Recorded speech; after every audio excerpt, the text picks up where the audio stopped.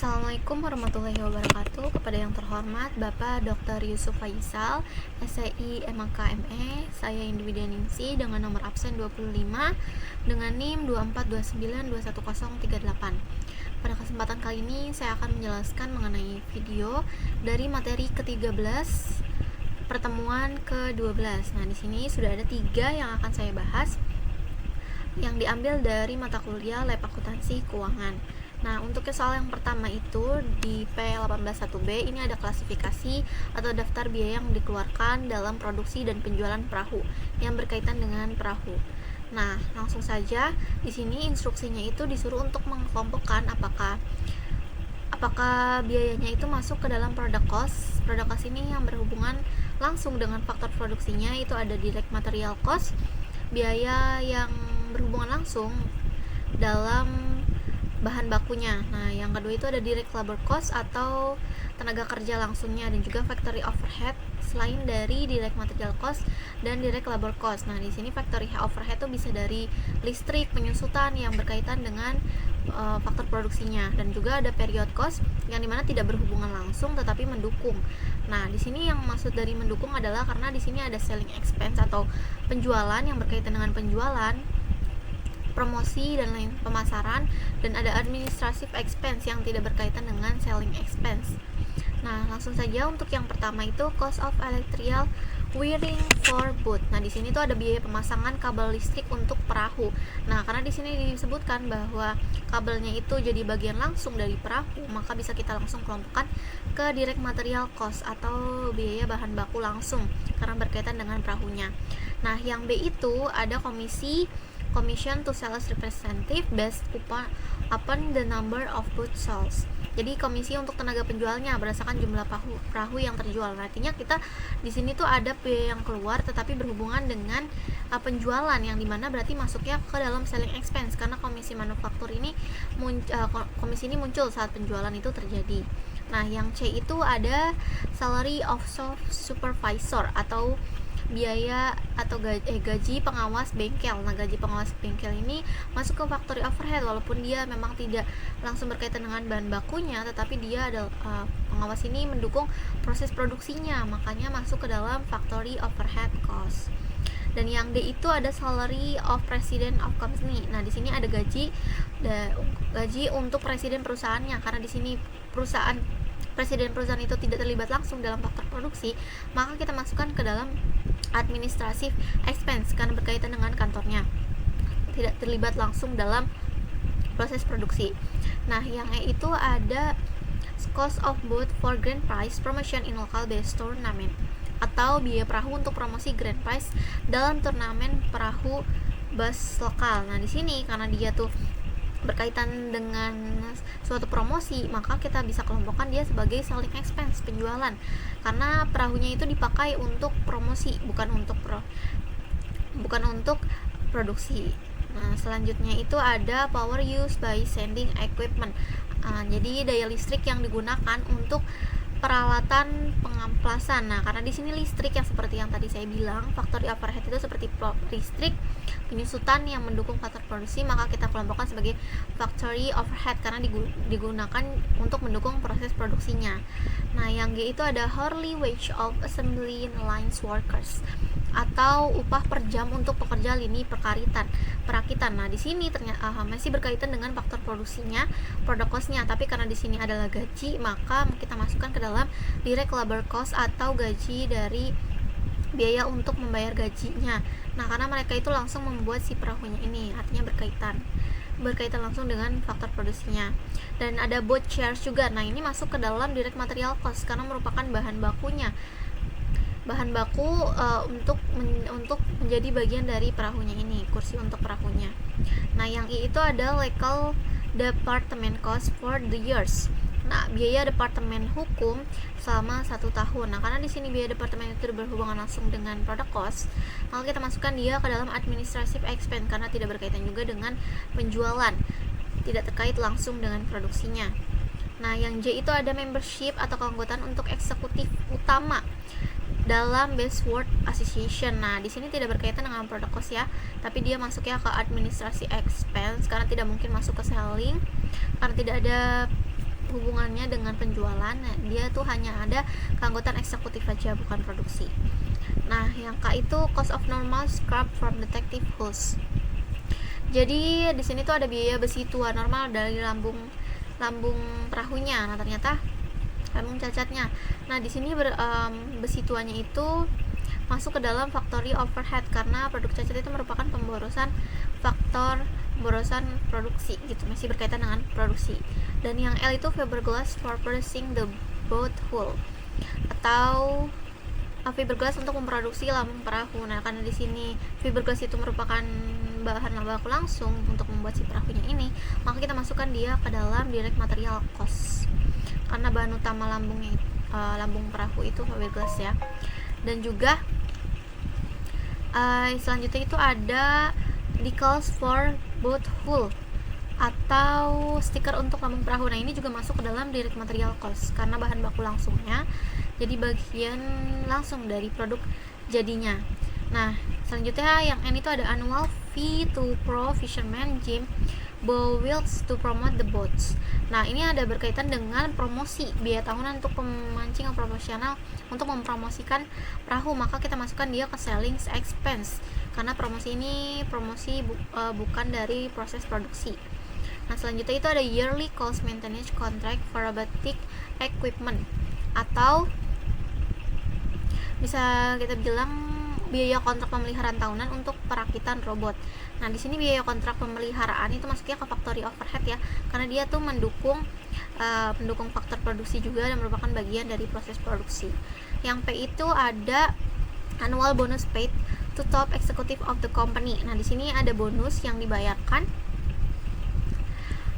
kepada eksekutif utama perusahaan. Nah, karena di sini tidak berkaitan dengan faktor produksi langsung, nah ini berkaitan dengan perusahaan, maka kita masukkan dia ke dalam administrative expense karena tidak berkaitan langsung dengan perusahaan. Nah, selanjutnya itu ada mask for use by senders in smoothing boat hulls, atau masker yang digunakan oleh tukang pengamplas pada lambung perahu. Nah, masker ini adalah faktor yang mendukung karena dia dipakai untuk pekerjanya, bukan sebagai bagian bahan bakar langsung dari produknya. Maka ini termasuk alat bantu produksinya, jadi tidak jadi bagian dari barang jadinya. Nah, yang R itu ada special advertising campaign in Bassworth, atau kampanye iklan khusus di majalah Bassworth. Nah, di sini udah ada kampanye iklan yang dimana berarti kita mengeluarkan uang untuk selling expense atau promosi. Nah, nih iklan termasuk dalam biaya penjualan. Selanjutnya itu ada cost of metal hardware for boats such as ornaments and tie down crabs. Nah, biaya perangkat keras logam untuk perahu seperti ornamen dan juga tali pengikat. Nah, ini masuknya ke dalam direct material cost ya, karena ini berhubungan langsung dengan perahunya sebagai bahan bakunya. Dan yang selanjutnya itu T itu strike line depreciation on factory equipment. Nah, di sini ada penyusutan garis lurus untuk peralatan pabrik. Nah, masih berkaitan ya sama pabrik, makanya dia masuknya ke factory overhead karena merupakan penyusutan. Peralatan itu bantu untuk memproduksi barangnya.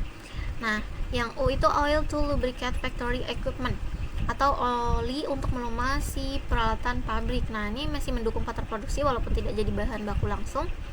Dimasuknya ke factory overhead cost karena digunakan untuk jalannya alat produksi.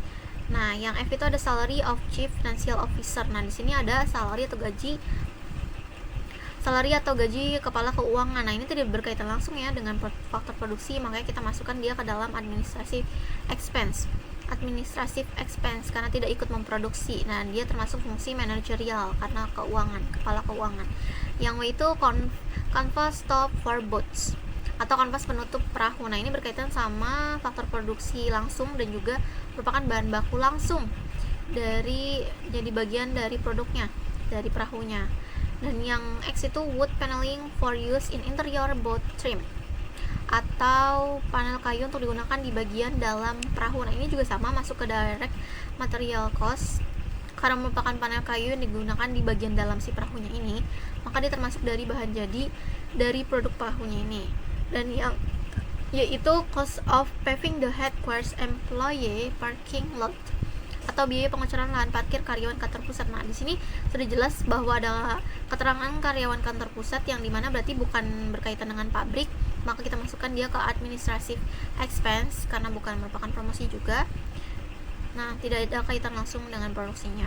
Kemudian ada steering wheels atau kemudi perahu. Nah, udah pasti di dalam perahu itu juga ada kemudinya, yang dimana berarti masuk ke dalam biaya bahan baku langsungnya, biaya yang berkaitan langsung dengan produknya, direct material use loss, karena jadi bagian penting dari produk akhirnya, karena tanpa kemudi perahu tidak bisa jalan perahunya.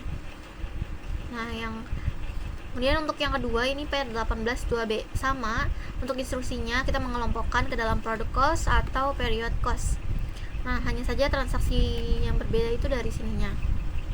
Langsung saja ke bagian yang A.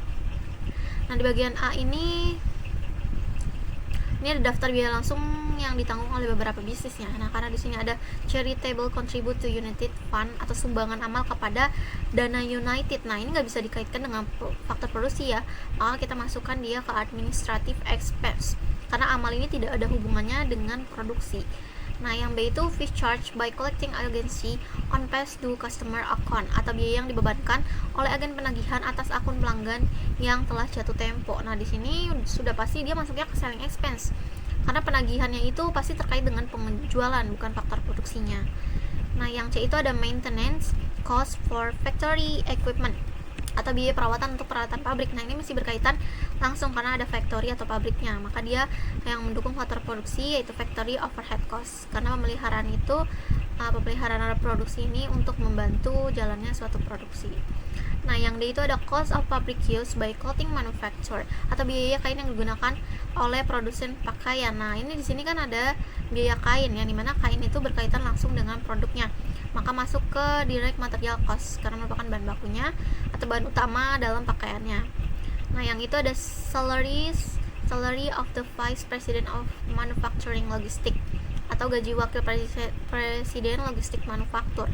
Nah, di sini gajinya itu tidak berkaitan dengan faktor produksi, dia masuknya ke administrative expense karena jabatan itu manajemen, tidak langsung di produksi. Nah, yang F itu ada rent for a warehouse used to store finished products. Nah, di sini ada sewa gudang untuk menyimpan produk jadinya ya, berarti tidak berkaitan langsung untuk menyimpan produk jadinya yang dimana akan dijual nanti, maka tidak berkaitan langsung dengan faktor produksi, tetapi dia masuk ke dalam selling expense karena gudang itu untuk menyimpan produk yang pastinya nantinya akan dijual. Nah, yang G itu wage of a machine operator on the production line. Nah, di sini tuh upah operator mesin pada lini produksi. Nah, di sini ada berkaitan dengan produksi, maka dia masuknya ke biaya tenaga kerja langsungnya karena berkaitan dengan faktor produksi, langsung membuat barangnya. Dan yang H itu depreciation of tools used in production atau penyusutan alat yang digunakan dalam produksi. Nah, di sini penyusutan udah pasti masuk ke factory overhead karena berkaitan sama faktor produksinya. Yang dimana penyusutan peralatannya itu alat bantu untuk proses produksinya. Nah, yang itu travel cost of marketing executive to annual sales meeting. Ini maksudnya biaya perjalanan eksekutif pemasaran ke pertemuan penjualan tahunan. Ini pasti masuknya ke selling expense ya. Kan tadi udah diberitahu bahwa ini perjalanan eksekutif pemasaran untuk penjualan tahunan. Nah, pemasaran itu sama aja seperti promosi atau penjualan. Nah, yang J itu ada cost of sewing machine needles used by a short manufacturer atau biaya jarum mesin jahit yang digunakan oleh produsen pakaian. Nah, di sini masuknya ke factory overhead ya. Kenapa? Karena jarum ini digunakan untuk mendukung faktor produksi, tapi tidak menjadi bahan baku langsungnya. Nah, perlengkapan produksi, jadi bukan bahan utama. Ya. Yang K itu depreciation of microcomputers used in the factory to coordinate and monitoring the production schedules atau penyusutan mikrokomputer yang digunakan di pabrik untuk mengkoordinasi dan memantau jadwal produksi. Nah, ini tadi masih ada kalimat factory yang dimana berarti berkaitan dengan faktor produksi walaupun ini bukan bahan baku langsungnya, jadi bisa kita katakan dia masuk ke dalam factory overhead cost karena ini peralatannya mendukung dari proses produksinya. Yang L itu maintenance and repair cost for factory equipment atau biaya pemeliharaan dan perbaikan untuk peralatan pabrik. Udah pasti berkaitan dengan pabrik dan masuk ke factory overhead karena dia mendukung faktor produksi. Nah, yang M itu wage of production quality control personnel atau upah personel kontrol kualitas produksi. Nah, ini berkaitan dari faktor produksinya. atau personel kontrol kualitas produksi, tapi dia bukan merupakan biaya tenaga kerja langsungnya. Jadi kita masukkan dia ke factory overhead karena mengawasi hasil produksi, bukan langsung terlibat, hanya mengawasi. Maka kita bisa kelompokkan dia ke dalam factory overhead cost. Nah, selanjutnya itu ada depreciation of robot used to assemble a product, atau penyusutan robot yang digunakan untuk merakit produk. Nah, di sini kan pasti untuk merakit produk itu berarti berkaitan dengan faktor produksi, maka kita bisa masukkan dia ke factory overhead cost karena robot ini membantu merakit produknya. Dan selanjutnya ada cost of a 30-second television commercial, atau biaya iklan televisi. Nah, ini udah pasti berkaitan dengan selling expense karena biaya iklan. Iklan itu sama aja seperti biaya penjualan atau biaya promosi. Nah, yang P itu ada pens, paper, and other supplies used by the accounting department in preparing various managerial reports. Nah, di sini sebenarnya nggak ada kaitannya sama faktor produksi karena di sini digunakan digunakan oleh accounting department atau departemen keuangan. Maka kita masukkan dia ke administrative expense karena kantor pusat ini yang pasti bukan pabrik, jadi bukan bagian dari produksi. Nah, yang Q ini ada electricity used to operate factory machinery. Dimana biaya listrik untuk mengoperasikan mesin pabrik. Nah, karena mesin pabrik itu butuh listrik, maka ini masih berkaitan langsung dengan faktor produksi dan masuk ke factory overhead cost karena digunakan dalam proses produksi. Nah, yang R itu ada factory janitorial supplies. Nah, atau persediaan pabrik umum. Nah, karena di sini ada persediaan pabrik umum yang dimana berarti berkaitan dengan faktor produksi. Karena tidak jadi bagian langsung dari produk, maka kita masukkan dia ke factory overhead. Nah, yang selanjutnya itu ada oil lubricants for factory plants and equipment, atau oil pelumas untuk peralatan dan pabrik. Nah, berkaitan dengan pabrik tetapi bukan bahan baku langsungnya, maka kita masukkan dia ke factory overhead, di mana pelumas itu berarti biaya pendukung alat produksinya supaya mesinnya itu tidak macet. Nah, yang T itu ada cost of plastic for a telephone being manufactured, atau biaya plastik untuk memproduksi telepon. Nah, ini di sini kan untuk memproduksi telepon, berarti dia masuk ke dalam direct material cost, biaya bahan baku langsungnya karena merupakan bahan utama dari produknya. Dan yang U itu fees paid to loan service for office ground upkeep. Nah, di sini dia masuk ke dalam administrative expense karena tidak berhubungan dengan produksinya. Dia merupakan biaya jasa perawatan halaman untuk area kantor. Nah, kalau area kantor berarti udah masuknya ke administrative expense. Selanjutnya itu ada telepon charge by president office, atau biaya telepon dari kantor presiden. Udah pasti masuknya ke administrative expense karena fasilitas kantor pusatnya, bukan produksi. Yang Y itu surgeon fee for knee replacement, atau biaya ahli bedah untuk penggantian lutut. Nah, di sini masuknya ke dalam administrative expense karena tidak berkaitan dengan produksi. Masuknya ke administrative expense. Dan yang terakhir itu ada depreciation of copying machines used by the marketing department, atau penyusutan mesin fotokopi yang digunakan oleh departemen pemasaran. Berarti ya berkaitan dengan pemasaran. Yang berkaitan dengan pemasaran itu masuknya ke selling expense atau biaya penjualan yang digunakan untuk promosi atau pemasaran. Soal selanjutnya itu ada dari PET 18.3b.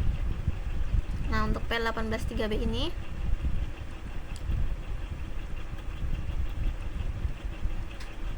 berkaitan sama seperti tadi, hanya berbeda dari pertanyaannya saja. Untuk pertanyaan itu ada dua. Yang pertama itu ada pertanyaan bagaimana, apa definisi logis yang tepat untuk objek biaya akhir Gaelic. Karena ternyata di sini tuh Gaelic itu adalah perusahaan jasa. Nah, di sini jasanya itu yang dikeluarkan oleh pusat medis kayak rumah sakit gitu. Jadi berkaitan dengan biaya-biaya yang dikeluarkan selama di rumah sakit. Nah, untuk identifikasi dan juga definisi dari yang logis yang tepat untuk objek biaya akhir Gaelic itu ada cost object atau pasien individual, karena kalau dalam layanan kesehatan itu sebagian besar biayanya ditunjukkan untuk memberikan layanan kepada pasien. Maka pasien ini bisa kita katakan dianggap sebagai pusat biaya atau cost object yang relevan. Jadi di rumah sakit itu menganggap bahwa pasien ini adalah biaya karena selama mereka nginap dan juga merawatkan selama rumah sakit itu merawat, maka rumah sakit ini akan mengeluarkan biaya-biaya yang